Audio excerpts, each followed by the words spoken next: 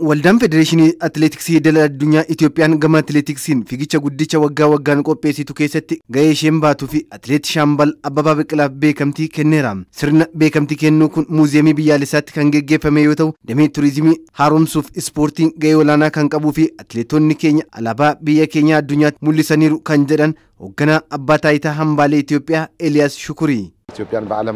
Itoophiyaan sadarkaa idil addunyaatti alaabaa ishee ol kaasuun Abbabaa Biqilaa, Daraartuu, Maammoo, Xurunash, Haayilee, Masaratii hanga atileetota ammaatti dabalatee alaabaa biyyattii ol kaasuun beeksisaniiru. Gama kanaan turizimiin hojii bal'aan hojjetameera. Yeroo ammaas dameen turizimii galii biliyeenan biyyattiif galchaan. Turizim ለኢትዮጵያ በሚሊዮን ሳይሆን በቢሊዮን ገቢ ያስገባ ነው ያለው. Fiigichi guddaan Itoophiyaa keessatti geggeeffamaa jiru kunis agarsiiftuu guddummaa biyyattiiti kan jedhan ammoo atileet Haayilee Gabrasillaaseeti.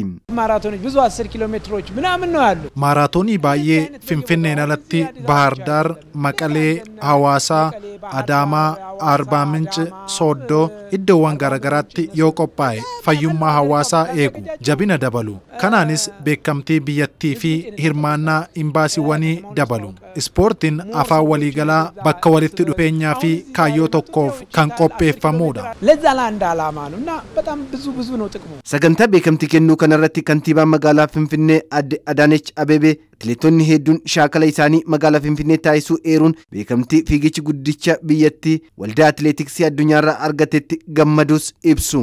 ከተለያዩ የሀገራችን ክፍሎች ኩታሌ biyyattii garaagaraa keessaa atileetonni hedduun gara magaalaa Finfinneetti dhufuun shaakalanii taasisu. Kanaan waliin wal qabsiisee Finfinneen giddu gala atileetotaati. Guyyaa har'aa kanaan waldaa Federeeshinii Atileetiksii addunyaarraa akka magaalaa fi biyyattii beekamtii fudhanneef gammachuu guddaatu nutti dhagahama.